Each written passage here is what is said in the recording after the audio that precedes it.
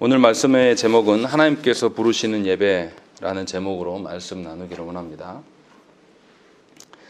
우리가 지난주에 하나님께서 예배를 부르셔서 우리가 예배에 이제 참여한다라는 것들과 또 예배에 부르시기 직전까지 우리가 예배 준비를 어떻게 할 것인가 이것에 대한 것들을 말씀을 나눴습니다. 우리의 역사적으로 우리의 선배들은 예배를 준비할 때 어떻게 했는가라는 것들을 나눔으로 말미암아서 우리가 과연 예배 가운데 서기 전까지 우리가 어떠한 준비로 하나님의 부르심을 어떻게 응하고 있는가를 살펴보았습니다. 오늘부터는 이제 예배의 순서한 절차 하나하나씩이 의미가 무엇인가 이것을 이제 다 살펴보려고 합니다.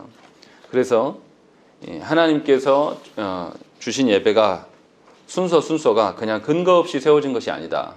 분명히 어떤 뜻한 바가 있다라는 것을 바르게 배우셔서 여러분들이 예배 가운데 그 의미를 살려서 하나님 앞에 섰으면 좋겠습니다. 자, 먼저 우리가 예배를 먼저 생각할 때 분명히 예배는 하나님께서 불러주셔야지 우리가 예배할 수 있다라는 것입니다. 그래서 하나님의 구원받은 백성 외에는 예배를 드릴 수가 없습니다. 몸은 여기 와 있다 할지라도 그가 하나님을 알지 못하면 예배를 부를 수가 없어요. 예배를 드릴 수가 없습니다. 왜냐하면 하나님의 부르심을 아예 알지 못하기 때문에 그렇다는 것이죠. 그래서 예배에 대해서 오해하지 말아야 될 것은 우리가 예배 드리러 간다, 예배 보러 간다 뭐 이런 이야기를 하는데 이건 말이 안 되는 이야기예요. 하나님이 먼저 불러주셔야지만 우리가 거기에 응하는 것이 예배입니다. 그래서 뭐 예배를 일방적으로 성도가 하나님께 올려드리는 것이다 이렇게 말할 수 없습니다. 또 반대로 일방적으로 하나님께서 우리를 베풀어 주셔서 우리가 예배를 드린다 이렇게 말하는 것도 아니에요. 세상 사람들의 어떤 종교 의식들은 다 이런 식이에요. 신이 응답하든지 말든지 내 정성으로 올려드리면 된다 이런 방식으로 종교 의식을 치릅니다. 그러나 우리는 살아계신 하나님께 예배를 드립니다. 그래서 반드시 하나님의 구원받은 백성들만이 하나님의 부르심을 들을 수가 있고 그 부르심에 응답하는 방식으로 서 있다는 것입니다.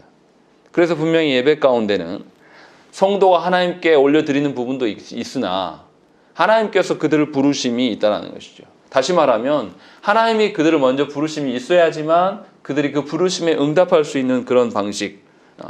그래서 예배는 분명히 하나님의 부름과 우리 성도됨에 응답하는 이것이 계속 반복되어지는 방식으로 되어 있습니다. 왜냐하면 하나님은 살아계시고 살아계신 그분에게 우리가 예배하기 때문에 상호 간의 교제와 교류가 있을 수밖에 없는 것입니다.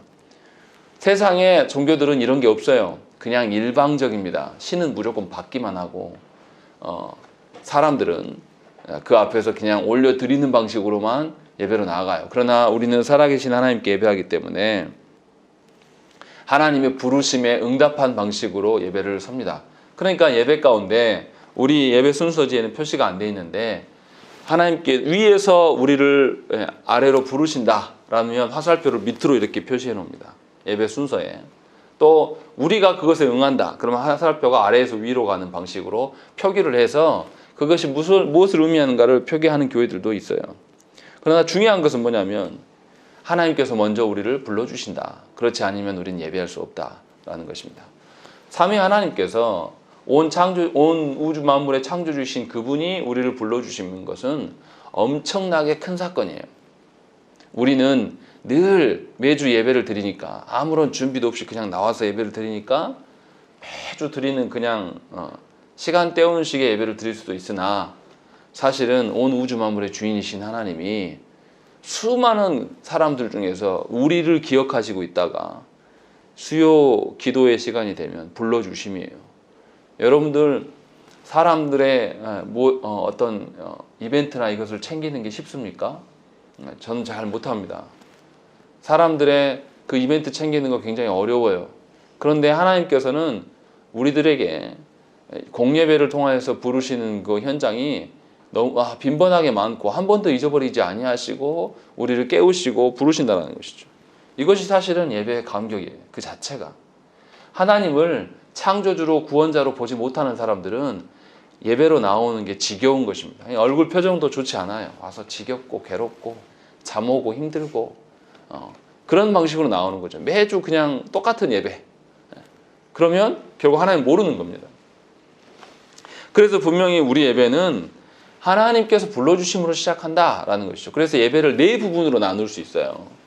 첫 번째 부분은 하나님이 불러주시는 부분입니다. 우리 예배 순서지에 보면 예배 부름과 기원과 또 신앙 고백과 경배 찬송, 여기까지가 하나님이 우리를 불러주심입니다. 먼저 하나님의 부르심이 있는 다음에 이제 우리가 하나님 앞에서 용서받는, 죄 용서받는 부분이 있어요. 두 번째가 하나님이 용서하시는 부분. 십계명의 말씀을 교독하고 또 우리 예배 순서에는 빠져 있지만 여기가 아닙니다. 십계명 다음에 십계명을 근거로 죄의 고백을 하고 그 다음에 사죄 선언을 합니다. 제가 여러분들 기도하고 나서 낭독해드리는 부분. 그리고 감사 찬송, 하나님께서 우리의 죄를 용서하심에 대한 감사 찬송. 그리고 나서 예배를 위한 대표 기도. 여기까지가 하나님이 우리를 용서하시는 부분입니다. 그리고 세 번째에 하나님이 우리에게 직접 말씀하시는 부분이 있어요. 그 말씀하심이 당연히 성경 봉독이 있는 것이고 우리는 빠져 있으나 원래는 있었던 거, 말씀 조명을 위한 기도, 여기에 들어갑니다. 이제 이건 설교자가 주로 하는 것이고 그 다음에 설교를 하고 설교에 대한 설교 끝나고 나서 부르는 찬송이 응답 찬송이에요. 하나님 주신 말씀에 우리가 이렇게 응답하고 이렇게 고백하고 이렇게 살겠습니다 라고 하는 응답 찬송. 그래서 우리 예배 순서에도 보면 분명히 설교 다음에 응답 찬송이라고 적어놨어요. 그리고 매주 하는 것은 아니지만 세례와 성찬이 이어집니다. 거기까지가 하나님이 말씀하시는 거예요.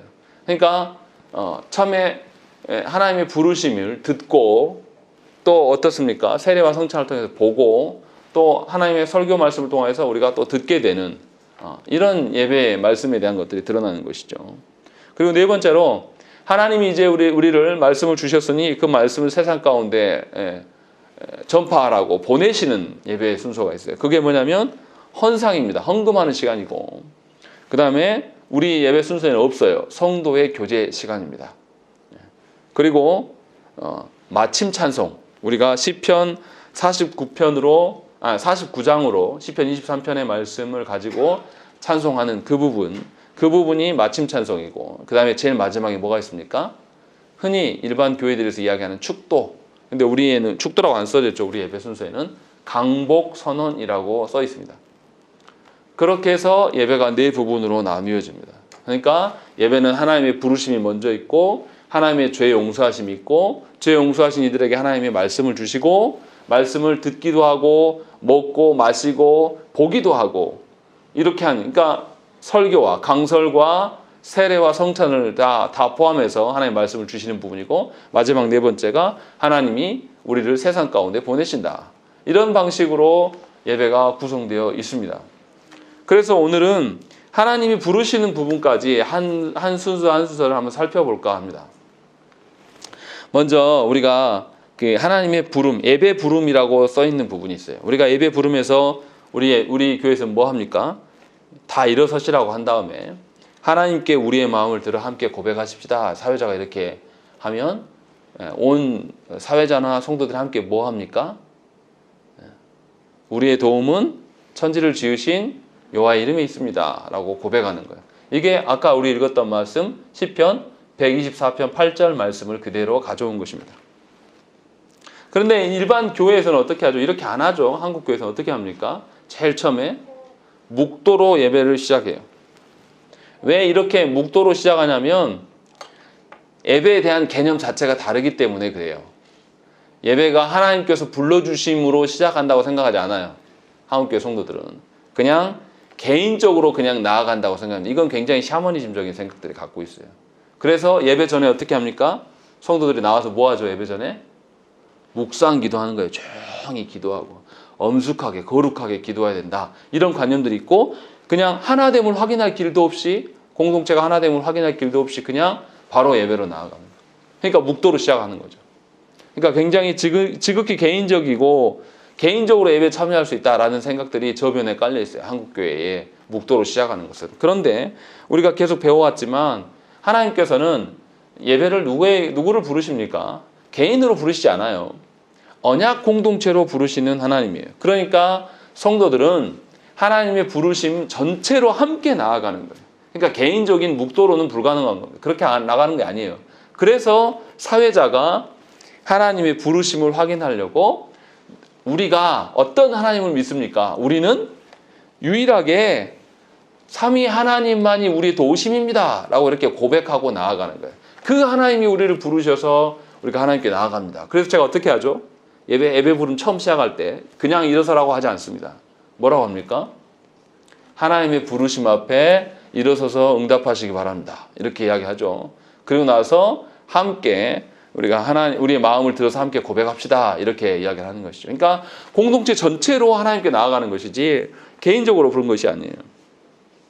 그래서 전통적으로 예배의 첫 시작을 뭐냐면 예배로의 부름 또 아니면 예배 부름이라고 이렇게 불렀습니다. 그러면 예배를 불러주시는 분은 누구십니까? 하나님이시에요. 하나님이 우리들을 불러서 우리가 예배 가운데 나오는 것이죠. 아무리 구원받은 백성이라 할지라도 하나님이 불러주시지 않으면 우리는 예배 드릴 수 없는 존재예요. 착각하시면 안 돼요. 늘 예배가 있고 늘 예배가 때가 되면 하니까 내가 드리는 것이다 라고 생각하는 사람들이 많아요. 그러니까 무슨 소리 하냐면 예배 드리러 간다, 예배 보러 간다 이런 말을 하는 거예요. 그러나 하나님이 부르셔서 우리가 나아가는 거예요. 그러면 하나님이 살아계신 하나님이 우리를 부르시는데 우리가 우리 마음대로 예배 시작 5분 전까지 우리가 하고 싶은 거 다 하다가 와서 예배 드립니까? 그럴 수 없는 거죠. 생각을 해보세요. 대통령이 우리를 부르는데 우리가 하고 싶은 거 다 하고 아직 몸 깨끗이도 정리 안 됐는데 그렇게 대통령께 나가면 대통령이 그거 받아줍니까?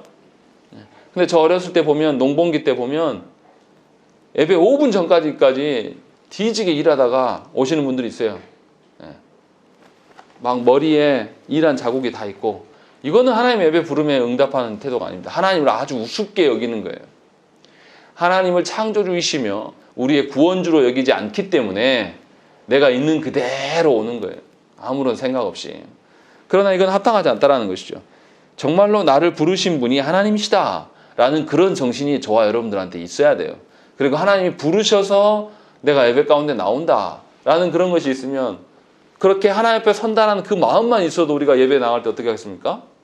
우리의 태도가 달라질 수밖에 없는 거예요. 예배를 하나님이 불러서 내가 이 앞에 왔구나 라는 걸 알게 되면 함부로 우리가 예배할 수 없는 것이고 분명히 예배를 준비할 수밖에 없는 것입니다. 그래서 예배 부르면 그걸 확인하는 거예요. 또 반대로 하나님께서 우리를 예배로 불러주실 때에 하나님 불러주시지 않으면 우리가 예배로 설 수 없다고 그랬어요. 그렇다면 하나님이 우리를 잊으셨다는 소리입니까? 잊지 않으셨다는 소리입니까? 잊지 않으셨다는 소리예요. 근데 우리만 잊지 않으셨다는 게 아니라 하나님이 창조 이후로 당신의 언약 백성들에게 지속적으로 제사와 예배를 허용케 하시고 그들을 불러주신 거예요. 그러니까 우리뿐만 아니라 우리가 언약 공동체로 나아간다는 것은 정향교회에 속해 있는 우리 지금 성도들만 말하는 것이 아니에요. 교회는 가시적인 교회와 불가시적인 교회가 있지 않습니까? 눈에 보이지 않는 온 우주적인 전체 공동체를 말하는 거예요. 하나님의 백성들. 그러면 하나님이 언약 공동체인 아담부터 지금 우리에 이르기까지 하나님께서 한 번도 잊지 않으시고 그 언약 공동체의 구성원 모두를 잊지 않으시고 다 그들을 예배로 불러주신 거예요.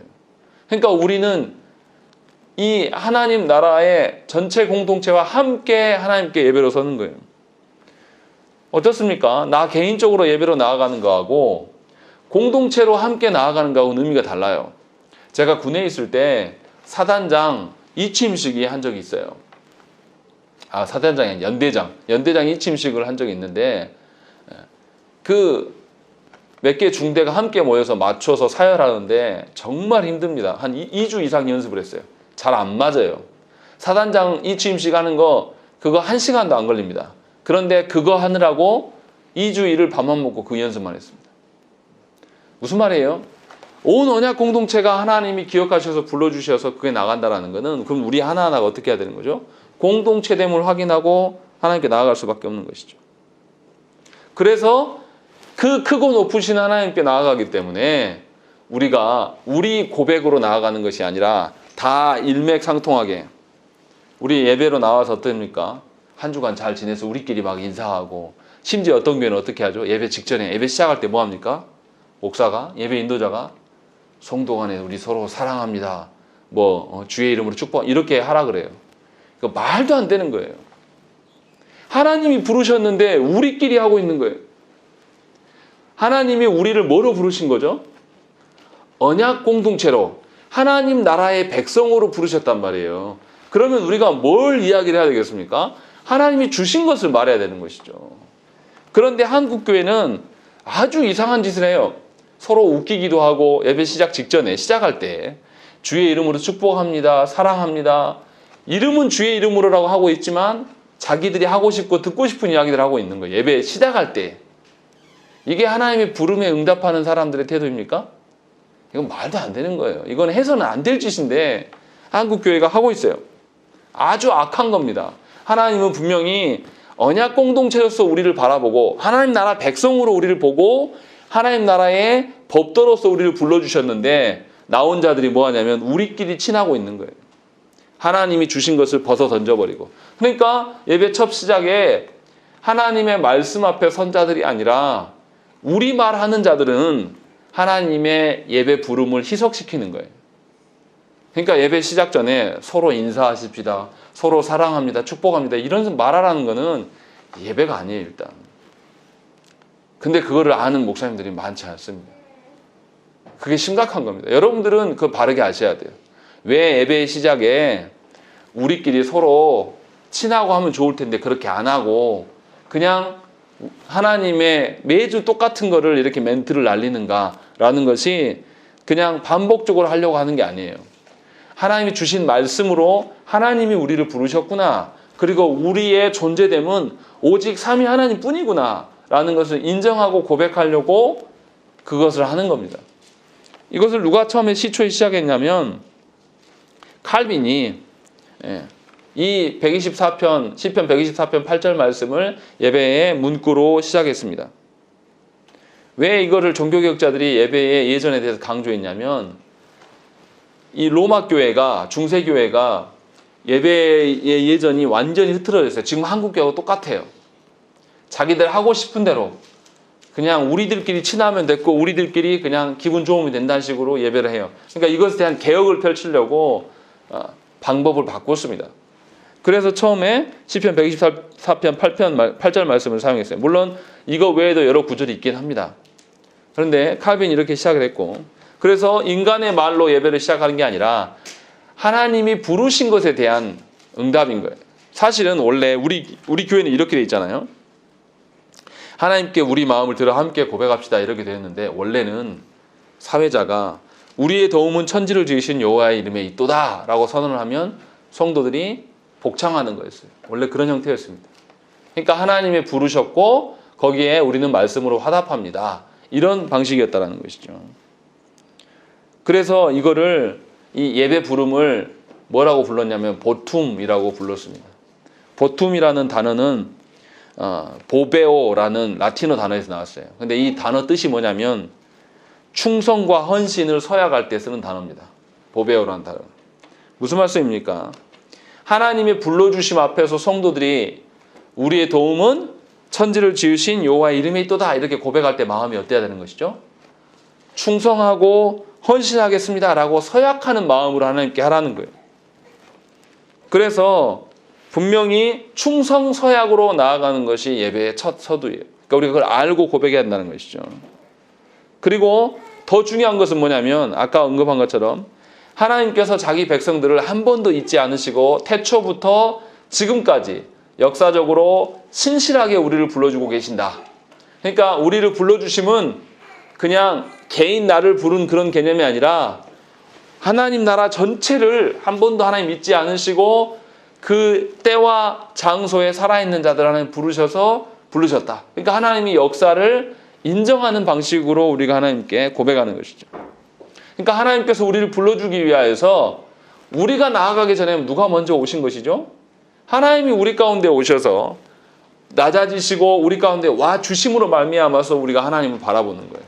그러니까 이 예배 부름 첫 시작하는 보툼은 하나님의 그 불러주심 앞에 감격하는 것과 동시에 하나님의 낮아주심, 하나님이 우리를 찾아오심, 임재에 어떠한 것이 있는 거예요. 거기 앞에서 우리가 충성서약을 하는 겁니다. 그러니까 얼마나 감격스럽습니까?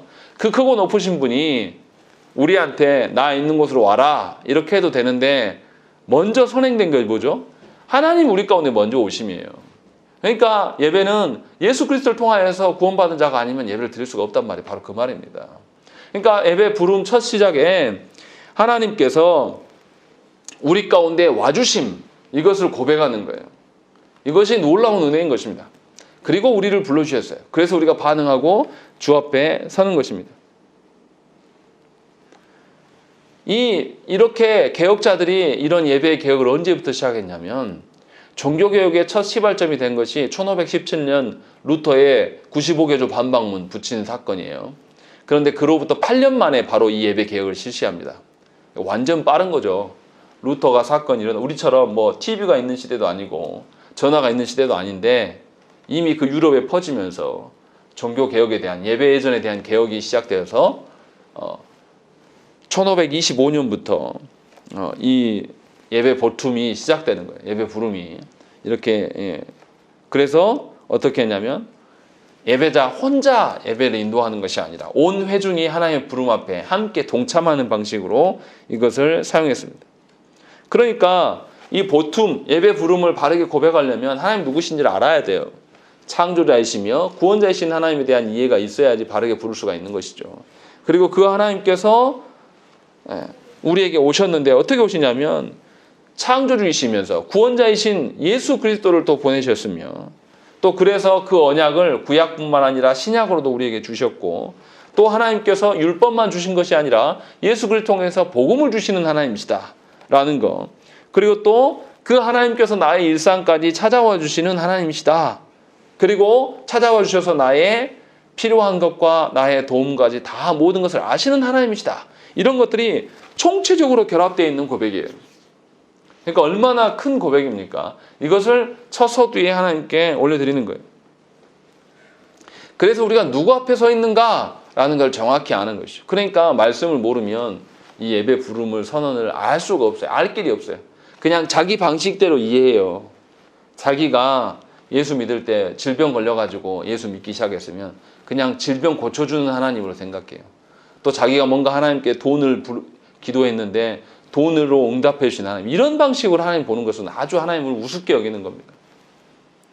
뭔가 잘 되게 해주려고 뭐 하나님이 나 필요한 거 있는데 채워달라고 이런 하나님이 아니라니까요. 하나님 그렇게 수준 낮은 하나님이 아니에요. 세상의 신들하고는 달라요. 그렇게 그래서 하나님 말씀에 대해서 깊이 하면 알수록 이 하나님께서 예배 부름, 우리의 도움은 천지를 지으신 여호와 하나님의 이름에 있도다. 이 의미가 훨씬 크게 느껴질 수가 있는 거예요. 그것이 지금 함축적으로 들어있는 것입니다. 그리고 이 예배 부름 다음에 뭐가 있습니까? 제가 하는 거. 기원이 있습니다. 기원. 우리는 로마서 1장 7절 말씀을 제가 이제 고백을 합니다. 그럼 이 기원이 뭡니까? 예배 부름에 있어서 인사예요, 인사. 왜 갑자기 인사가 나오냐? 이제 의아해할 수 있습니다. 이 예배 부름 다음에 기원이 있었던 흔적들이 3세기부터 나타납니다. 3세기에 히폴리투스가 사도전승이라는 책에 써놨는데 목사와 회중이 서로 인사를 주고받는 양식이었습니다. 이렇게 말하면 또 오해할 수 있습니다. 아니 그러면 우리가 하는 서로 성도들끼리 목사님이 사랑합니다, 축복합니다 하라는 그거 아닙니까? 이렇게 물어볼 수 있어요. 그게 아니에요. 이 기원은 뭐냐면 성도들이 하나님의 언약 공동체로서 하나 된 것을 확인하는 작업이에요. 그것이 교제로 드러나는 것이죠. 그래서 예배 인도자인 목사가 회중을 향해서 주께서 여러분과 함께 라고 이렇게 외치면 또 아니면 또 주님의 평강이 여러분과 함께 또는 주 예수 그리스도의 은혜와 하나님의 사랑과 성령의 교통하심이 여러분과 함께 이렇게 외치면 회중이 예배자를 향해서 뭐라 그러냐면 예배 인도자를 향해서 또한 목사님과 함께 이렇게 받아줬습니다. 이것이 기원이에요. 근데 우리는 그렇게 하지 않고 로마서 1장 7절 말씀을 읽어요. 근데 아까 제가 읽어줬던 말씀을 잘 들어보시면 우리 익숙한 말씀이에요. 주 예수 그리스도의 은혜와 하나님의 사랑과 성령님의 교통하심이 여러분과 함께. 이거 어디서 많이 들어봤습니까? 축도예요. 고린도후서의 말씀에 있었던 축도의 내용과 똑같습니다. 무슨 말을 하는 걸까요? 예배 인도자가 언약 공동체로 함께 하나님께 나왔을 때 인사한다라는 것은 하나님이 우리를 향해서 인사해 주시는 거예요. 근데 그것을 복 선언을 해주는 것입니다. 하나님의 복. 하나님의 복을 선언해 주시는데 하나님이 우리를 불러내심으로 말미암아 우리가 주 앞에 섰고 그 하나님이 우리와 함께 하실 것입니다. 라는 것에 대한 복을 선언해 주시는 것이죠. 그래서 목사는 하나님을 대신해서 말씀을 읽어주는 것입니다. 복 선언의 말씀. 우리 교회에서는 로마서 1장 7절 말씀을 활용하죠. 그래서 제가 읽어드리겠습니다. 하나님의 사랑하심을 받고 성도로 부르심을 받은 모든 자에게 하나님 우리 아버지와 주 예수 그리스도로부터 은혜와 평강이 있기를 원하노라 라고 고백하고 있는 것입니다. 이렇게 목사는 자기 말을 하는 것이 아니라 하나님의 말씀을 대언하는 거예요. 자기 말 하는 게 아닙니다. 어떤 목사님들은 자기가 뭘 지어내서 막 하는데 말도 안 되는 겁니다. 하나님께서 하시는 거예요. 그러니까 예배의 첫 시작도 예배 부름에서 바로 시작될 때 하나님의 복이 선언이 돼요. 그리고 예배 제일 마지막이 뭡니까? 강복 선언. 축도란 말이죠. 이 강복 선언에서도 하나님의 복으로 끝마치는 거예요. 그러니까 예배는 하나님의 복이 무엇인지를 알고 만끽하는 장소예요. 그런데 하나님을 모르면 알 수가 없어요. 어떤 복을 원합니까? 내가 생각하는 복을 말하게 되는 거예요. 한국교회 대다수의 성도들이 교회 안에서 복이라고 말하는 것은 하나님과 상관없는 것들이 훨씬 많습니다. 돈이 없으니까 돈을 채워주라. 자녀를 잘 되게 해주라. 뭐 우리 교회에 사람이 없으니까 사람을 보내주라. 뭐 이런 거 다 아니에요. 그런 걸 말하는 게 아닙니다. 삼위 하나님께서 우리의 창조주 되시고 구원자 되심으로써 우리가 하나님 나라를 소망할 수 있게 된 것, 그것이 복이란 말이에요. 그래서 하나님의 은혜와 평강이 있을지어다 라고 선언하는 것이죠. 그래서 우리는 현대 교회에서는 그렇게 안 하는데요. 우리 역사적 선배들은 이 기원에서 어떻게 했냐면 목사가 하나님의 복을 대리해서 선언하니까 어떻게 했냐면 어떻게 했을 것 같습니까? 행동을 강복선언 어떻게 합니까? 이렇게 하잖아요. 이렇게 했어요. 기원할 때 우리는 지금 안 하는데 기원할 때부터 하나님의 복을 선언하니까 두 손을 들어서 이렇게 복을 선언했어요. 그러니까 목사 개인의 복이 아닌 거죠. 목사가 축복하는 게 아니에요. 하나님께서 말씀하신 것을 복을 선언하는 거예요. 그렇게 되어 있다는 것이죠. 그래서 여기서 이제 성경 구절을 가져오는데요. 고린도전서 1장 3절 말씀도 쓰기도 하고요. 갈라디아서 1장 3절, 에베소서 1장 2절, 베드로전서 1장 2절, 또 계시록에 있는 계시록 1장의 말씀도 가서 차용하기도 합니다. 그런데 여기에서 전부 다 뭐가 들어가 있냐면 은혜와 평강이 들어가 있습니다. 은혜는 누구만 은혜를 누릴 수 있습니까? 신자만 누릴 수 있는 거예요. 하나님 예수 그리스도를 믿고 예수 그리스도를 주인으로 여기는 자, 예수 그리스도께서 하나님으로부터 진노를 받아야 될 우리들에게 하나님께서 화목해 하신 자들, 그들만이 하나님의 은혜를 누릴 수가 있어요. 그래서 이미 구원받은 신자를 구원받게 하심만으로 끝나는 게 아니라 구원받으신 이후에, 구원받게 하신 이후에 또 뭐 합니까? 그들을 지키고 보호하시는 하나님이에요. 이제 우리가 도르트 신조를 읽어가고 있는데 이제 5번째가 뭐냐면 성도의 견인에 대한 이야기가 나온 거죠. 그거예요. 그 은혜를 포함하고 있는 것이죠. 이게 무슨 말입니까? 성도들을 하나님의 진노로부터 화목해 했어요. 화목해 했으니까 이제 우리는 새 사람이 됐다. 새 사람이 됐단 말은 뭐예요? 아담이 타락함으로 말미암아서 어떤 관계가 무너져 내립니까? 자기만 타락한 거예요? 아니죠. 모든 우주 만물의 대리자로 있었기 때문에 하나님과 자신의 관계가 깨지고 또 자신 존재 자체도 깨져버리고 또 피조 세계까지도 아담으로 말미암아 병들었단 말이에요. 그런데 우리가 하나님의 진노를 받을 자들이 하나님이 예수 그리스도로 말미암아서 화목해 하셔서 우리가 회복되었어요. 우리가 회복되면 누구도 회복돼야 됩니까? 온 피조 세계가 이제 회복돼야 될 것들을 우리에게 주심이라는 것이죠. 그러니까 하나님께서 복을 선언하는 것은 나만 누리는 것이 아닙니다. 우리의 삶의 모든 영역에 만나는 영혼들과 또 모든 피조 세계를 바라보면서 하나님의 복과 회복이 무엇인지를 드러내야 될 자들이 우리란 말이에요. 이게 복이에요.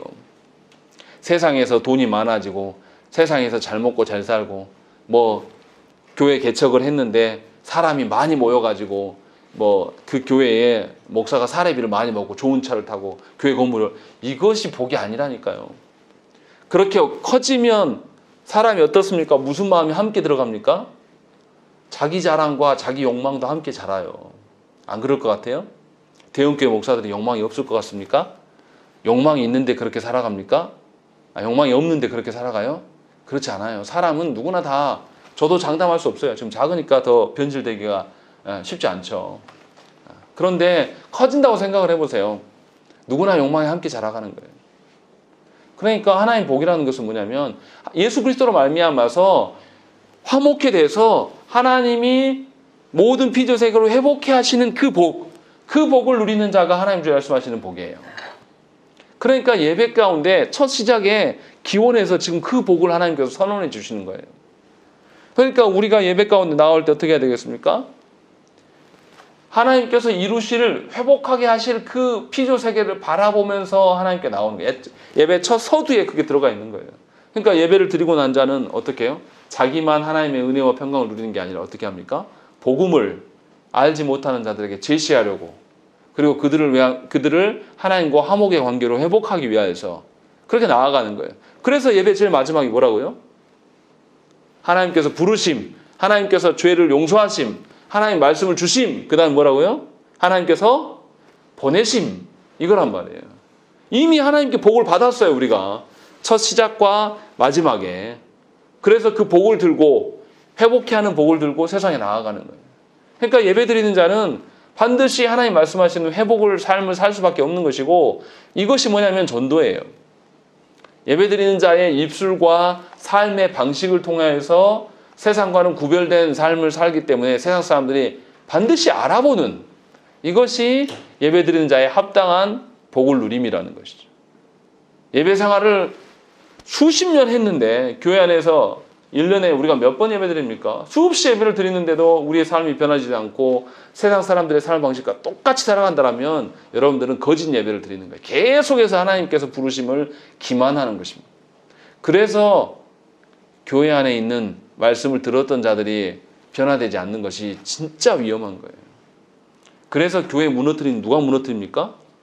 오래 묵은 자들, 변화되지 않는 사람들, 삶이 변화되지 않는 신자가 교회를 찢어 발겨요. 왜냐하면 예배를 하나님께서 분명히 복을 선언해 주셨는데 그 복을 짓밟기 때문에.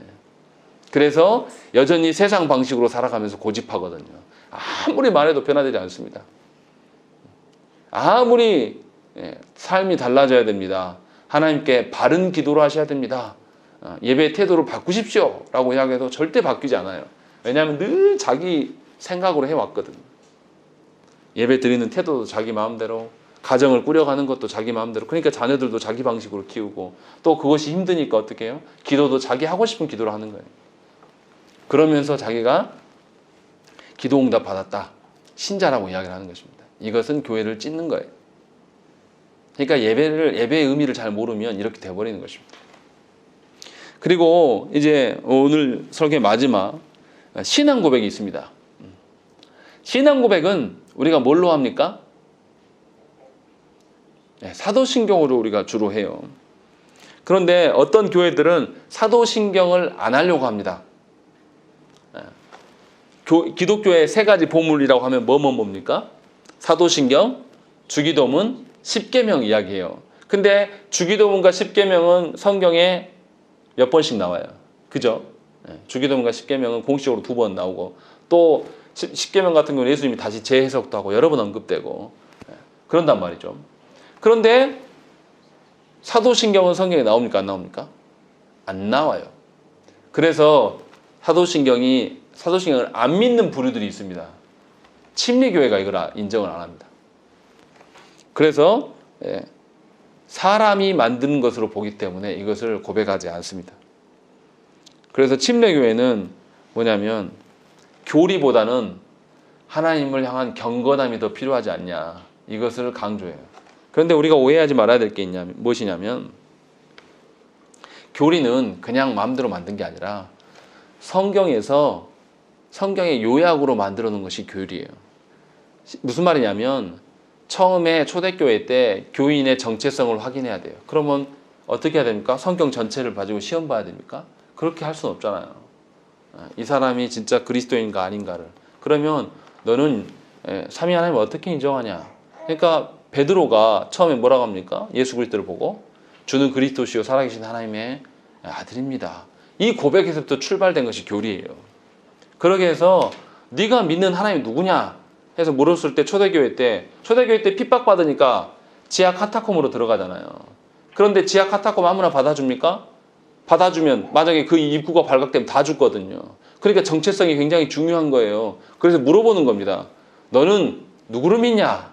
라고 이야기했는데 엉뚱하게 내 먹거리를 해결해주고 내 몸에 치유를 해주고 내 자녀가 잘 되게 해주고 이런 주님을 믿습니다. 그러면 안 받아줘요. 아예 자기 공동체 예배 가운데 불러오지도 않습니다. 이런 사람은 신자가 아니라고 보기 때문에. 그래서 압축적으로 교리가 필요했던 거예요. 그러니까 성경의 요약본으로. 그래서 성경을 통하여서 믿어야 할 바가 무엇인가, 이 하나님의 말씀을 요약해 놓은 것이 교리였어요. 그리고 이 신경은 교리의 압축본이에요. 그래서 사도신경의 내용이 어떤 겁니까? 누구에 대한 고백입니까? 사도신경, 우리 사도신경 딱 세 가지 패턴으로 되어 있죠. 뭐로 되어 있습니까? 성부 하나님에 대한 고백, 믿음. 그래서 전능하사 천지를 만드신 하나님 아버지를 내가 믿사오며, 원래는 뭐냐면 원래 고백은 어떻게 되어 있냐면 믿습니다가 먼저 나와요. 나는 믿습니다. 성부 하나님의 이러이러하심을 믿습니다. 이거예요. 두 번째는 누굽니까? 성자 예수 그리스도에 대한 믿음이에요. 그래서 나는 성자 예수 그리스도를 믿습니다. 성자 예수 그리스도는 이러이러한 분이십니다. 라고 쭉 설명하는 거. 그리고 나는 세 번째로 성령을 믿습니다. 라는 것이죠. 그런데 우리가 착각하는 거, 한국교회는 착각하는 거 뭐냐면 마지막에 암송하는 부분.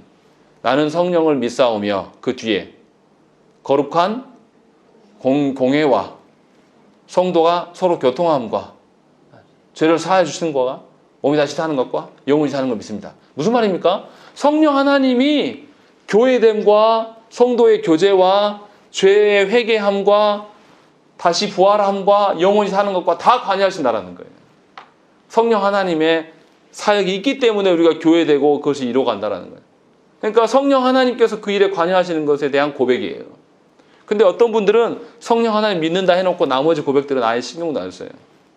다시 말하면 성도의 교제라는 것은 어떤 겁니까? 우리끼리 친한 게 아니에요. 성령 하나님으로 말미암아서 성령 하나님이 우리 가운데 역사하면 우리 안에 누가 일하시게 됩니까? 누구를 기억나게 하십니까? 성자 예수 그리스도께서 하신 일들을 알게 하셔요. 그러니까 말씀을 알아야 돼요. 그리고 성자 예수 그리스도의 하심을 아는 사람은 누구를 압니까? 성도 하나님을 아실 수밖에 없는 거예요. 그러니까 성령 하나님의 사역으로 인한 성도의 교제예요. 그럼 성도의 교제는 반드시 뭐 해야 되겠습니까? 말씀을 근거한 교제일 수밖에 없는 거예요. 그것을 지금 이야기하는 거예요. 다시 말하면 무슨 말입니까? 공예배 시에 사도신경을 통해서 고백했다라는 것은 삼위 하나님이 누구이신가? 이것에 대한 고백이에요. 삼위일체 하나님에 대한 고백이란 말이죠. 우리가 아는 방식으로 우리가 어떻습니까? 법당에 가면 왜 등에다가 이름 써 붙이고 기와장에다가 비싼 돈 내고 이름 합니까? 자기 소원 이루어주라고 하나님 부처에게 그 바치는 거예요. 그런데 예수 믿는 사람들이 똑같이 하는 분들이 있습니다. 새벽에 나와서 자기 소원 기도해요. 그렇게 기도하지 말라고 목사가 설교하고 기도 제목까지도 줘요. 이거 가지고 기도하십시오. 이렇게 기도하십시오라고 해도 그 기도하지 않고 자기 하고 싶은 기도하는, 이거는 예수 믿는 게 아닙니다. 그냥 법당에 가서 하는 거랑 똑같은 거예요. 다를 게 하나도 없는 거예요. 바꿔야 됩니다. 신앙 고백이 바로 이런 거예요. 우리가 하나님을 어떻게 믿는가, 이것에 대한 고백이란 말이죠. 그런데 교회 역사 속에 보면 사도신경만 고백한 것이 아닙니다. 제가 조금 어려운 이야기일 수도 있는데 교회 역사가 보면 교회가 한 교회로 있다가 종교개혁보다 훨씬 전에 종교개혁은 1500년대에 일어났는데 교회가 동방교회와 서방교회로 분열이 돼요. 1052년에. 그래서 서방교회와 동방교회가 약간 달라집니다. 예배의 전도 달라지고. 서방교회의 신앙 고백이 뭐냐면 우리가 아는 사도신경입니다. 그리고 동방교회의 신앙 고백은 뭐냐면 니케아 신경이에요. 그래서 공예배 때 니케아 신경을 사용하는데요. 니케아 신경도 삼위일체에 대한 고백이에요. 굉장히 닮아 있습니다. 그리고 콘스탄티노플 회의에서 이 니케아 신경을 더 업데이트합니다. 더 세밀하게 만들어요. 그것이 니케아 콘스탄티노플 신경이에요. 그래서 역사적으로 공예배 때에 사도신경과 니케아 신경과 니케아 콘스탄티노플 신경을 다 고백을 했습니다. 그러니까 한국교회도 이걸 다 활용해야 돼요. 그리고 하나가 더 있습니다. 아타나시우스 신경이에요. 아타나시우스 신경의 특징은 뭐냐면 삼위 하나님에 대한 고백이 없으면 구원이 없다. 이것을 확인해 주는 신경이에요. 그런데 그래서 아타나시우스가 신경이 굉장히 가치가 있습니다. 하나하나 물어요. 그런데 아타나시우스 신경은 굉장히 양이 많습니다. 그래서 공예배 때는 고백하기가 좀 힘들어요. 너무 분량이 많으니까. 그래서 공교회에서 항상 공예배 때 신앙 고백으로 사용했던 것이 사도신경과 니케아 신경과 니케아 콘스탄티노플 신경. 사실은 이제 같은 거죠. 그렇게 고백을 했습니다. 그러니까 우리가 역사적인 교회를 인정하고 하나님께서 우리를 이끌어 오셨으면 인정했다라면 이러한 바른 신앙 고백이 있어야 되고 그 신앙 고백을 사도신경뿐만 아니라 니케아 신경을 통해서도 우리가 해봐야 되는 것입니다. 앞으로 이제 니케아 신경에 대해서 공부하고 그리고 또 이제 그럴 날이 있을 겁니다. 중요한 거는 제가 어렵게 하기 위해서 이렇게 말씀드리는 것이 아니에요. 정신을 잘 생각해야 돼요.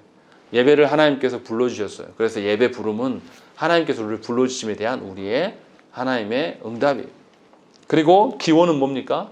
하나님께서 우리에게 하나님 나라의 복을 선언해 주신 거예요. 그 복은 내가 바라는 소원을 말하는 게 아니에요. 하나님께서 우리를 하나님 나라 백성답게 전에는 죄의 진노의 자리에 있어가지고 세상에서 가치 있는 것을 따라서 산 자라였다면 하나님의 복을 선언받음으로 말미암아 우리는 뭘 바라는 거죠? 하나님이 회복하게 하실, 내가 있는 곳에서 죽어가는 영혼을 회복해 하고 내가 있는 곳에서 피조 세계를 회복해 하실 그 하나님 나라의 복을 소유한 자로서 하나님이 복을 선언해 주심이 기원이에요.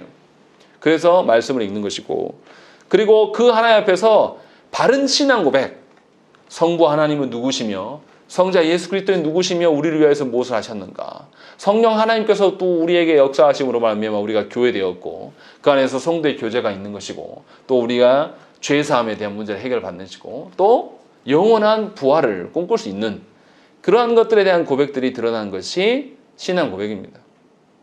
이거 다 하나님 주신 거예요. 그리고 이 하나님 주신 것에 대해서 인정하면서 드리는 것이 뭡니까? 경배 찬송이에요. 그래서 경배 찬송은 주로 뭐 합니까? 우리들 이야기하지 않습니다. 삼위일체 하나님에 대한 고백으로 다 드러나요. 대부분 그런 찬송을 골라요. 그렇게 해서 그 하나님을 찬양에 올려드리는 것입니다. 그래서 오늘 우리가 뭐 약간 공부식으로 설교를 했는데요. 예배의 첫 하나님께서 우리를 부르십니다. 이 부분, 보툼과 기원과 신앙 고백과 경배 찬송에 대한 부분을 했습니다. 그래서 여러분들이 하나님이 불러주시는 그 예배에 대해서 바르게 이해하시고 거기 예배에 참여하셔야 됩니다. 그러면 성령께서 여러분들 가운데 이 의미를 확실히 살아나게 하시고 하나님 나라를 소망할 수 있는 힘과 의지를 주실 거예요. 그렇게 되면 예배가 살아납니다. 정말 하나님 부르신 예배로 되는 것이죠. 그래서 우리가 우리 마음대로 이방 사람들이 뭐 불교 믿는 사람들 아니면 어떤 다른 종교를 믿는 사람들이 세상에 돈이나 뭐 세상에 권력이나 명예 또 자식들 잘 되는 것 이런 거 구하는 식으로 예배로 나오는 그런 방식으로 서서는 안 돼요. 우리는 그런 죽은 가짜 신들하고 다른 존재예요. 삼위일체 하나님을 믿는 자들임을 바르게 고백하실 수 있도록 하나님께 구하셔야 됩니다. 합당한 예배의 방편으로 설 수 있도록. 그래서 우리 교회가 예배가 회복될 수 있도록, 예배가 갱신되어져서 예배의 의미가 바르게 세워져 갈 수 있는 교회 되기를, 또 내 영혼 될 수 있도록 우리가 함께 기도하셨으면 좋겠습니다. 함께 기도하겠습니다.